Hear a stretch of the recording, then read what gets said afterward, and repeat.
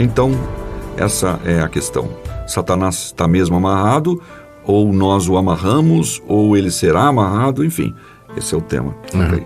Natsan, a origem desse conceito de Satanás estar amarrado, ser amarrado, são algumas passagens do Novo Testamento, a começar por uma expressão de Jesus nos Evangelhos, por ocasião da blasfêmia que os fariseus disseram, né? A blasfêmia contra o Espírito Santo.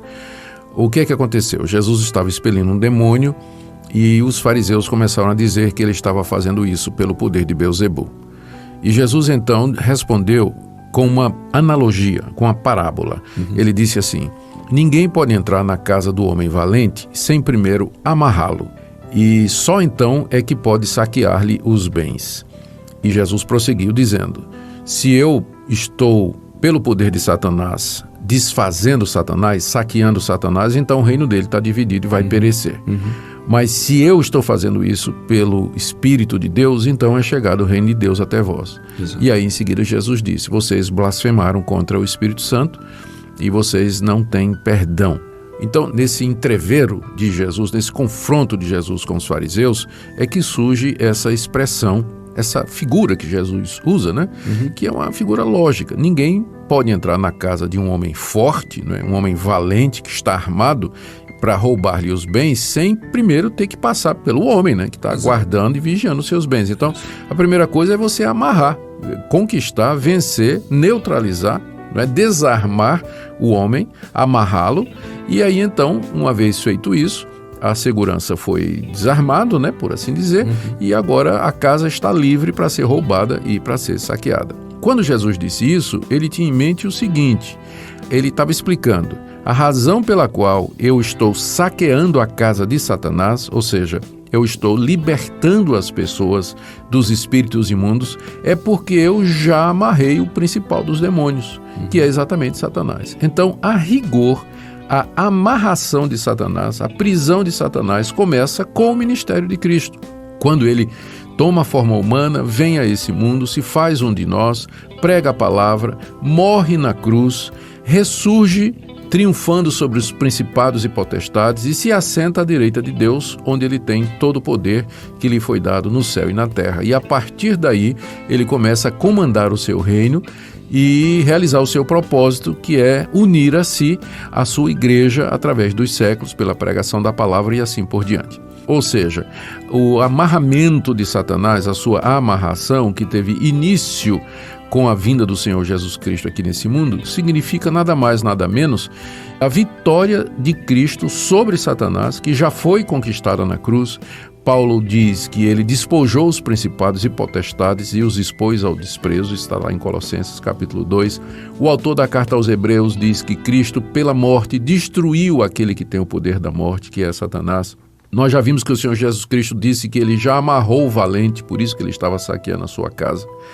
O próprio Senhor Jesus Cristo disse lá no Evangelho de João que agora era chegada a hora em que o príncipe desse mundo será expulso, e ele estava se referindo à sua morte e à sua ressurreição.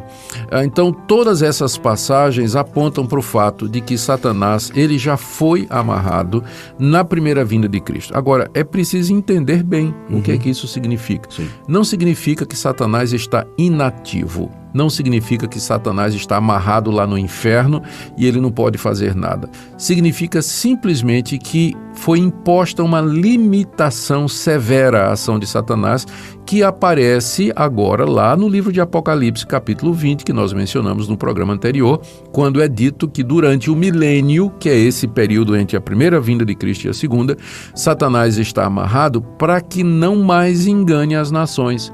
Então é nesse sentido que nós dizemos que Satanás já foi amarrado na primeira vinda de Cristo. A partir da vinda de Jesus, a sua ressurreição, o derramar do Espírito Santo no dia de Pentecostes, Satanás não pode mais enganar as nações. Ele não pode impedir que a luz do Evangelho chegue a todas as nações, como era feito antes da vinda de Jesus e antes do dia de Pentecostes. Apenas a nação de Israel tinha a luz do conhecimento de Deus, tinha o culto verdadeiro, o conhecimento da redenção e da salvação, as promessas, a esperança messiânica, estava tudo restrito a Israel. Os grandes impérios, Império Babilônico, o Egípcio, a Síria, os filisteus, aquelas nações, os cananeus, né, que habitavam ali a Palestina, todos eles estavam imersos na idolatria, nas trevas, né, cegados, escravizados por Satanás, praticando falsas religiões, práticas imorais, ignorantes de Deus, todos condenados pelos seus próprios pecados. Satanás reinava de fato. Com a vinda de Cristo Jesus, o evangelho agora vai para todas as nações, como Jesus disse, não é? Ide pregai a todas as nações, a toda criatura. E isso o diabo não pode mais impedir, a ponto de Jesus ter dito, e esse evangelho será pregado a todas as nações e assim virá o fim. Como tem sido feito. Como tem sido feito. Então é nesse sentido que Satanás está amarrado. Ele já foi derrotado na cruz e na ressurreição. A vitória de Cristo é certa. O tempo está passando, tic-tac, tic-tac, tic-tac. Satanás está só aguardando o retorno de Cristo Jesus, aguardando no sentido de que ele sabe que quando Jesus vier, então o seu tempo aqui nesse mundo se acabou. Ele tenta fazer o maior estrago possível, mas ele não pode destruir a igreja, não pode impedir o avanço da igreja no mundo todo. Há momentos em que a igreja é perseguida, a igreja parece fraquejar, o reino de Deus parece ter se diluído, mas fazendo a avaliação geral, fazendo o somatório final de todos os altos e baixos, o reino de Deus vem avançando pelo mundo, o evangelho vem se espalhando pelo mundo e Cristo está triunfando na pregação do evangelho através do mundo. Próximo à vinda de Cristo haverá o período que nós chamamos de grande tribulação. E que está descrito por Jesus no seu sermão escatológico, Mateus 24, Marcos 13, onde ele fala do surgimento do anticristo e da perseguição feroz, como nunca houve antes, àqueles que são de Deus. É o primeiro programa dessa série escatológica. Tratou exatamente disso. Nós entendemos que é esse período aí em que Satanás será solto por um breve de tempo para uma revolta final da humanidade e de Satanás contra Deus. É quando Cristo volta e derrota de maneira fragorosa, final, definitiva, irreversível, o mundo, o pecado, Satanás, que juntamente com os seus anjos, o anticristo, o falso profeta, a besta, todos esses personagens apocalípticos, não é? Serão todos lançados no lago que arde com fogo e enxofre. E o triunfo de Cristo, então, é o triunfo final. Então, resumindo, no presente momento, Satanás está vivo e ativo no planeta Terra, ele está amarrado no sentido de que ele está limitado. É como um cachorro preso numa corrente grande, né? No alcance daquela corrente ele vai fazer muito estrago, mas ele não vai além dos limites que Deus impôs. Não é tipo aquela história que eu contei no início, o camarada corrente, de repente ele é salvo pela corda. Exatamente, segurava o pitbull, né? Então, é um pitbull, mas é um pitbull amarrado. É um leão, mas é um leão acorrentado. Então ele está limitado pelo querer de Deus e pelo que Cristo disse: as portas do inferno não prevalecerão contra a minha igreja. Satanás não pode impedir o triunfo final. É nesse sentido que ele está limitado. Só é interessante o senhor falando sobre as portas do inferno não prevalecerão contra a igreja.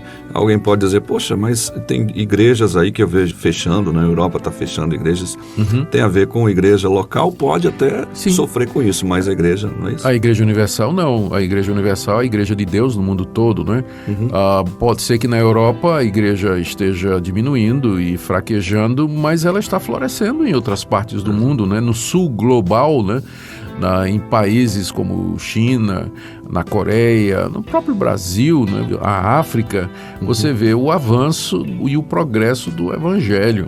Então, como eu disse, o somatório geral é de crescimento do cristianismo verdadeiro, bíblico, né, em todos os lugares. Agora, já houve épocas em que isso era mais pronunciado, né? E houve épocas também em que isso diminuiu. Reforma Protestante, por exemplo, foi um período de grande florescimento do cristianismo na Europa. Os grandes avivamentos que marcaram a história dos Estados Unidos, mas também houve períodos de secura, de aridez espiritual na Europa, Europa, com a chegada do racionalismo, liberalismo teológico, mas a somatória final é de uma curva ascendente, o evangelho sendo anunciado no meio de muita perseguição, muito sofrimento, mas o triunfo final do reino está garantido. É nesse sentido que Satanás está amarrado, ele não pode impedir o triunfo final. Então, quando alguém diz assim, está amarrado, se Está estiver certo. reconhecendo que ele está amarrado, está legal. Está né? certo. O problema é quando ele diz, eu estou amarrando você agora. Né? Não tem base bíblica isso de um crente individual chegar a demônios e querer amarrá-los, porque isso é dito do que Cristo fez com relação a Satanás quando ele veio a primeira vez. Agora, nós podemos, é claro, né, expelir demônios em nome de Jesus Cristo, nós podemos resistir ao diabo, a promessa é que ele vai fugir de nós, podemos orar a Deus que ele nos livre dos mensageiros de Satanás, pode ser que Deus responda como respondeu a Paulo, né? Minha graça te basta, né? Mas nós podemos fazer isso. Nós estamos numa guerra espiritual, embora com o inimigo já vencido, mas é uma guerra. Por isso a gente tem que se vestir da armadura de Deus e enfrentar os principados e potestades em nome de Jesus. Amém.